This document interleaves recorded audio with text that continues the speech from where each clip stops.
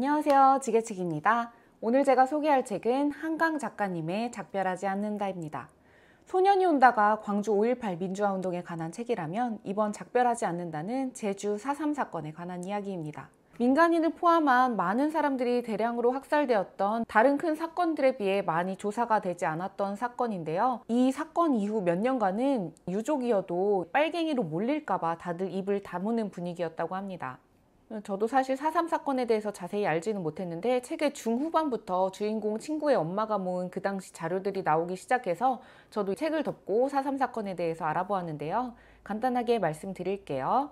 1947년 3.1절 기념행사 도중에 어린아이가 기마 경찰에 말발굽에 치이는 일이 발생했는데 그냥 가버리는 바람에 경찰들을 향해 시민들이 돌을 던지기 시작했어요.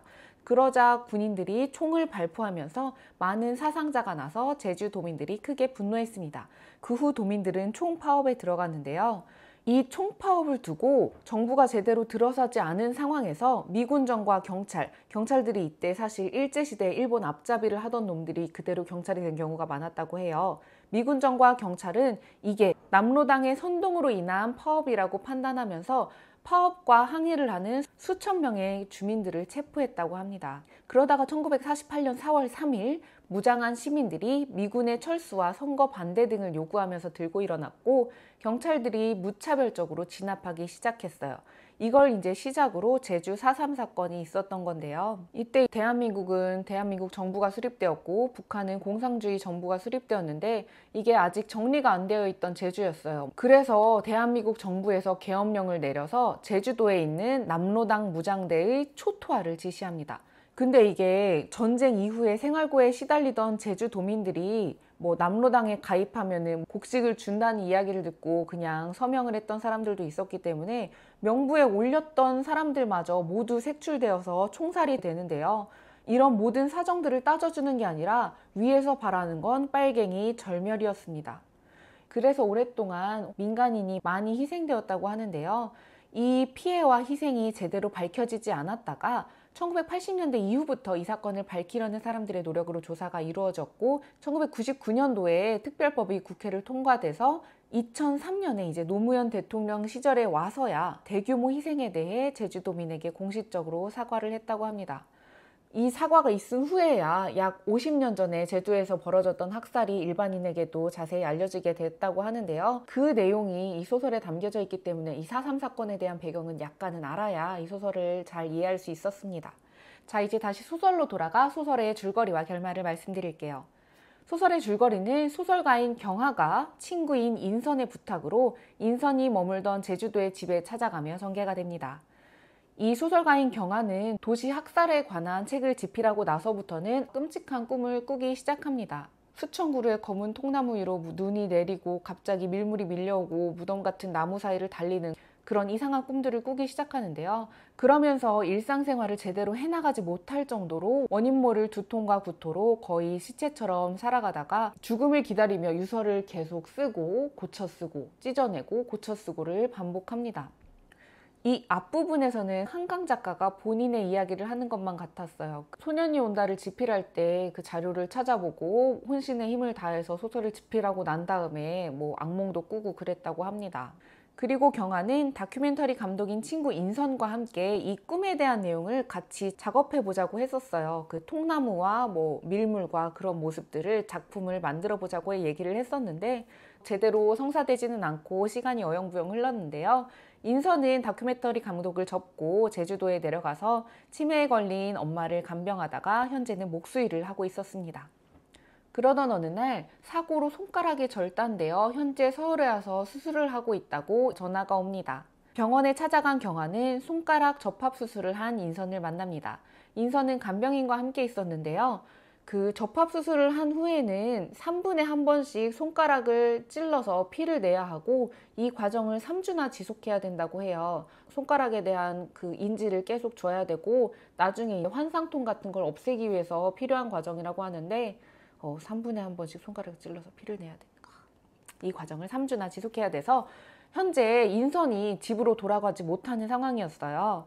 그래서 인선은 경아에게 제주도에 있는 자신의 집에 찾아가서 앵무새 한 마리가 현재 먹이를 먹고 있지 못해서 죽을 수도 있으니까 그 앵무새에게 가달라고 부탁을 합니다. 그래서 경아는 제주도로 향하게 됩니다. 전에 한번 가봤던 인선의 집이지만 인선의 집은 굉장히 외진 산속에 위치해 있었어요. 게다가 제주도에는 폭설이 내리고 있었습니다. 버스마저 지나지 못할 정도로 큰 폭설이었는데 우여곡절 끝에 인선의 집 근처에 내렸지만 온 세상이 새하얗게 덮여 있어서 인선의 집을 찾는 여정은 굉장히 어려웠습니다. 그 여정에서 휴대폰마저 잃어버리고 경아는 거의 죽기 직전까지 갔는데요. 가까스로 인선의 집을 찾아냈지만 앵무새는 이미 죽어 있었고 인선의 집은 폭설로 인해 전기마저 끊겨 있는 상황이었습니다. 인선의 집을 살펴보던 경아는 수십 개의 통나무를 발견합니다. 전에 경아가 인선과 함께 자신이 꿈에서 봤던 장면을 영상으로 제작하자고 했던 것을 인선은 홀로 준비 중이었던 것입니다. 그렇게 전기가 끊긴 인선의 집에서 추위와 배고픔과 통증으로 인해 힘들어하는 경아에게 환상처럼 인선이 나타나 이야기를 하기 시작합니다. 이렇게 소설은 인선의 영혼이 온 것인지 경아가 죽어 혼이 된 것인지 모를 대화로 전개가 됩니다. 인선은 경아에게 자신의 엄마에게 들은 4.3 사건의 이야기를 해줍니다. 인선의 엄마인 정심은 4.3 사건 희생자의 유족인데 눈 오는 날 심부름을 다녀온 사이 마을 사람들이 모두 학살되었다고 합니다. 그래서 정심은 그 수많은 시체 사이에서 자신의 부모님을 찾아내기 위해 싸늘하게 식은 피부에 내린 눈, 그 눈을 털어내면서 자신의 부모님을 찾아내기 시작했고요. 그리고 정심의 오빠는 교도소에 수감됐다고 했는데 이감된 뒤 수십 년간 행방을 찾지 못했고 그런 오빠를 찾기 위해 정심은 홀로 긴 세월 동안 노력해왔다고 합니다.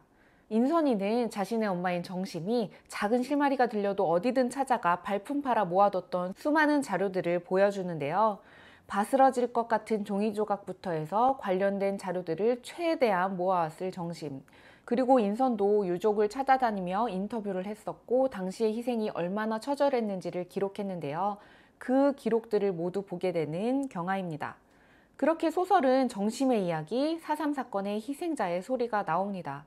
책 중간중간에 희생자들이 어떻게 죽어나왔는지가 나오는데 먹먹하고 절절한 느낌이 너무 확 살아나는 문장들 때문에 읽으면서 조금 애먹었습니다. 너무 먹먹해서요. 소년이 온다를 읽어보신 분들은 이 작별하지 않는다가 어떤 내용인지 조금 짐작하실 수 있을 거예요.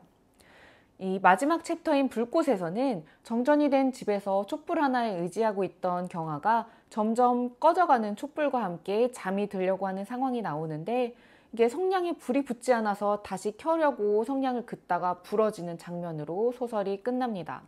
이 소설을 읽고 나니까 제목 작별하지 않는다가 왜 작별하지 않는다인지 어렴풋하게 이해하게 될 수 있었어요. 남은 사람들이 얼마나 큰 한을 갖고 살아가야 하는지, 작별을 제대로 할 수나 있을지, 떠난 사람들 역시 억울하지는 않을지 이게 숙연한 마음이 들게 되는 소설이었고요. 제대로 작별하지 않았고 완전히 밝혀지지 않았기 때문에 작별하지 않는다가 아닐까 싶습니다. 한강 작가님의 소설은 그 특유의 문체가 있어요. 특유의 문체들이 멍멍하달까? 살짝 몽환적인 느낌도 있고 그게 바로 한강 작가님만의 매력이 아닌가 싶습니다. 시간이 되시면 여러분도 읽어보시길 추천드립니다. 감사합니다.